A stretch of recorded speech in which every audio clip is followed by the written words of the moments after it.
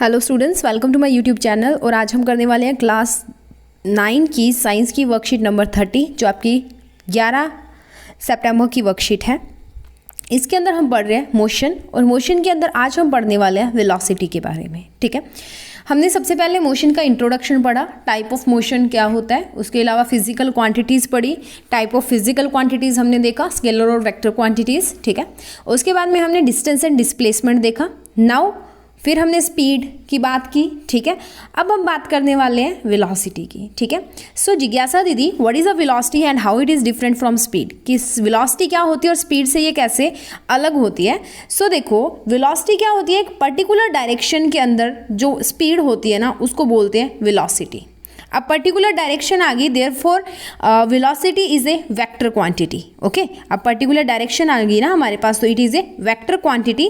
इसका मैग्नीट्यूड जो है वो चेंज हो जाता है जब चेंज होती है स्पीड और डायरेक्शन। या तो स्पीड चेंज हो जाए या डायरेक्शन चेंज हो जाए तो वेलोसिटी बदल जाती है। ठीक है, like speed it is also represented by v, आप इसको वी से लिखते हो। It shows the direction of the motion of an object along with its speed, ये डायरेक्शन भी बताती है और स्पीड भी बताती है। Velocity of an object can be determined by velocity is equal to displacement upon time. Speed क्या थी, distance upon time. Now velocity is displacement upon time. Okay, now अब इसकी जो एसआई यूनिट है that is metre per second. Okay, metre per second, इसको कई बार पे ऐसे भी लिखा जाता है, एम और एस। ठीक है, एम और S metre per second. Okay, उसके बाद अब ये एक वेक्टर क्वांटिटी है, सो ये जीरो भी हो सकती है, नेगेटिव भी हो सकती है और पॉजिटिव भी हो सकती है।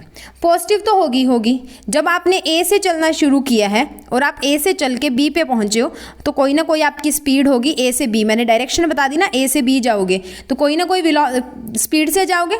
ठीक है, टी टाइम के अंदर ऐसे आपकी कोई ना कोई डिस्प्लेसमेंट आएगी डी। ठीक है, वो हमने लिख दी। तो डिस्प्लेसमेंट अपॉन टाइम आप करोगे तो आपके पास वेलोसिटी आ जाएगी। पर आप क्या करोगे, जब आप ए से बी गए और बी से वापस ए आ जाते हो ना, तो ये डिस्प्लेसमेंट डी जो है ये माइनस डी हो जाती है, नेगेटिव हो जाती है। तो डी माइनस डी जीरो हो गया, यानी कि आपकी कोई डिस्प्लेसमेंट हुई ही नहीं। आप ए से बी गए, बी से वापस ए आ गए। जैसे आप घर से स्कूल गए, स्कूल से वापस घर आ गए, उसी रास्ते से। याद रखना, जब सेम पाथ कवर करके बॉडी एक पॉइंट से दूसरे पॉइंट पे जहाँ पे गई है उसी रास्ते से वापस आ जाए।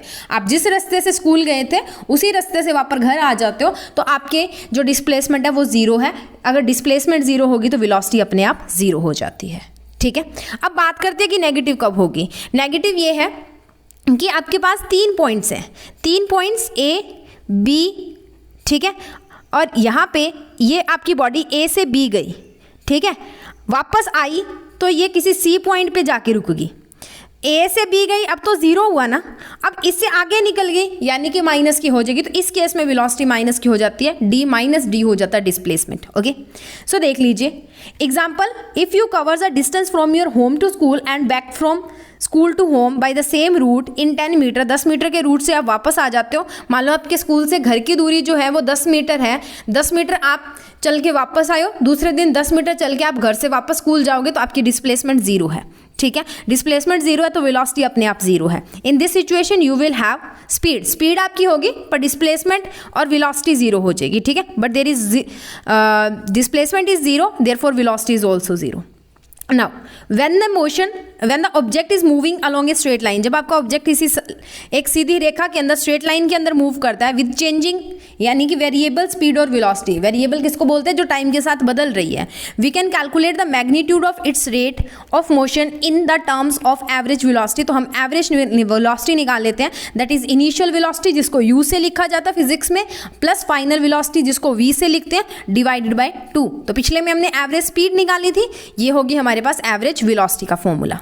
Next, moving on to the when do we say that an object is in uniform motion और नॉट। हम कब पता लगा सकते हैं कि एक ऑब्जेक्ट जो है वो चल रहा है, वो एक समान गति से चल रहा है या असमान गति से चल रहा है, यानी कि यूनिफॉर्म मोशन से चल रहा है या नॉन यूनिफॉर्म मोशन से चल रहा है।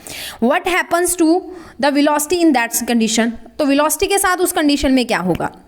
देखो, जब भी कोई चीज एक पर्टिकुलर टाइम के अंदर, ठीक है, मान लो आप ए से बी गए हो, बी से सी जाओगे, ए से बी गए, बी से सी गए, इस सब के बीच में 10 मीटर का डिस्टेंस है, इसके बीच में भी 10 है, इसके बीच में भी 10 है। ये 10 मीटर कवर करने में भी आपको 5 सेकंड लगे, ये 10 मीटर कवर करने में भी आपको 5 सेकंड लगे। ठीक है। When the objects move in a straight line के अंदर चल रहे हैं, ठीक है, इक्वल डिस्टेंस 10-10 मीटर का इक्वल टाइम 5-5 सेकंड में जब कवर करता है तो आता है यूनिफॉर्म मोशन, ठीक है। पर यही क्या होता है, इस केस में हमारी जो वेलोसिटी है वो कांस्टेंट हो जाती है, क्योंकि डिस्प्लेसमेंट क्या होगी, सेम है, तो वेलोसिटी क्या हो जाएगी, कांस्टेंट। आपने वेलोसिटी बढ़ाई नहीं अपने व्हीकल की, आप उसी वेलोसिटी से जा रहे हो, ठीक है।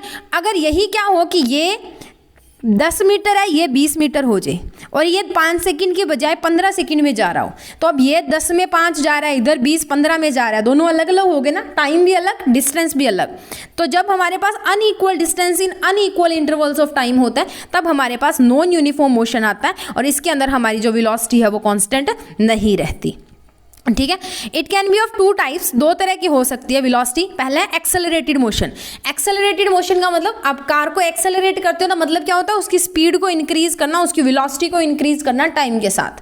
दूसरा होता है रिटार्डेशन। रिटार्डेशन मतलब किसी चीज को कम करना।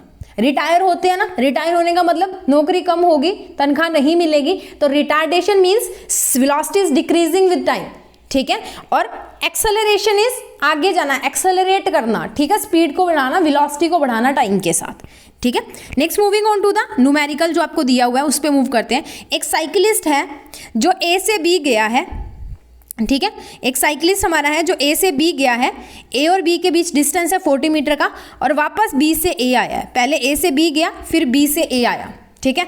तो अब देखो इस केस में इसकी डिस्प्लेसमेंट तो होगी 0, क्योंकि वापस उसी पॉइंट पे आ गया, तो डिस्प्लेसमेंट होगी 0। जिस रास्ते से गया था उसी से वापस आ गया, ए से बी गया, बी से ए वापस आ गया, डिस्प्लेसमेंट 0। बट डिस्टेंस जो है वो 40+40 ए से बी गया और 40 बी से ए वापस आया। तो डिस्टेंस स्केलर क्वांटिटी होती है, उसमें हम डायरेक्शन नहीं देखते, तो 40+40 is 80 metre, but displacement is vector quantity. अगर आप अपनी डायरेक्शन को उल्टा कर लोगे तो वो डी की -d हो जाती है, तो 40 का -40, तो 40 - 40 इज 0, ओके। टाइम कितना आया, 40 सेकेंड, ठीक है, ये हमें दिया हुआ है। नेक्स्ट हमने निकालनी है इसकी स्पीड और वेलोसिटी। तो स्पीड क्या होती है, डिस्टेंस अपॉन टाइम। डिस्टेंस हमने निकाल लिया 80, टाइम हमें दिया 40, तो 80/40 is 2 metre per second. But displacement तो 0 है, क्योंकि जिस पॉइंट से चला था उसी पे वापस आ गया, उसी रास्ते को कवर करके, तो 0/40 second is 0 metre per second. तो ये आ गया हमारा आंसर। सो मूव करते हैं उसके बाद में क्वेश्चंस पे और क्वेश्चंस को डिस्कस कर लेते हैं।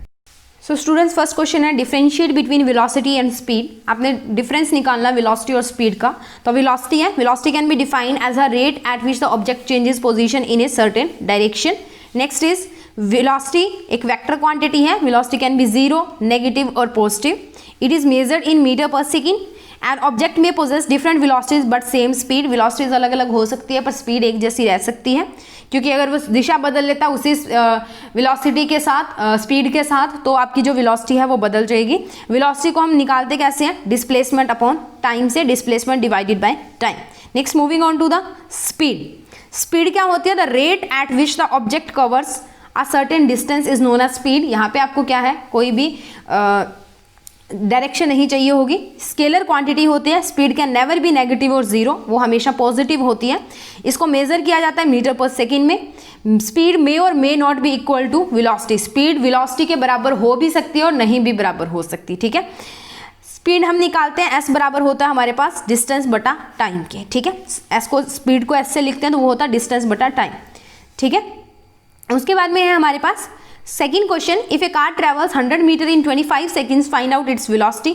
तो आपको डी दिया हुआ है, डिस्प्लेसमेंट दी हुई है 100 मीटर की, 25 सेकेंड में वो चल रही है, तो टाइम आपको दिया है 25 सेकेंड। तो वेलोसिटी होती है हमारे पास displacement upon time.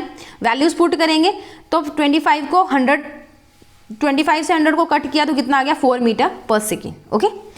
Next is question number 3, if a cyclist is going with a constant velocity on a highway, identify the type of motion it has। Highway सीधी एक सड़क के ऊपर वो कांस्टेंट वेलोसिटी से जा रहा है, तो कैसा उसका मोशन जो होगा, तो इसके पास होगा यूनिफॉर्म मोशन। एक जैसी वेलोसिटी से जब कोई चीज चलती है तो उसके पास क्या होता है, यूनिफॉर्म मोशन, ठीक है। एक जैसी वेलोसिटी का मतलब क्या है, एक जैसी दूरी, एक जैसा विस्थापन, एक जैसी डिस्प्लेसमेंट, एक जैसे समय के अंदर, एक जैसे टाइम के अंदर, यानी कि बराबर समय में बराबर बराबर डिस्प्लेसमेंट वो कवर कर रहा है। Next is when you apply the brake to moving bicycle, then what type of motion it has, तो इसका मोशन होगा नॉन यूनिफॉर्म मोशन, ठीक है, इसका मोशन होगा नॉन यूनिफॉर्म मोशन। तो ये रहा सेकंड, थर्ड और फोर्थ क्वेश्चन, आप इसको यहाँ से कर लें।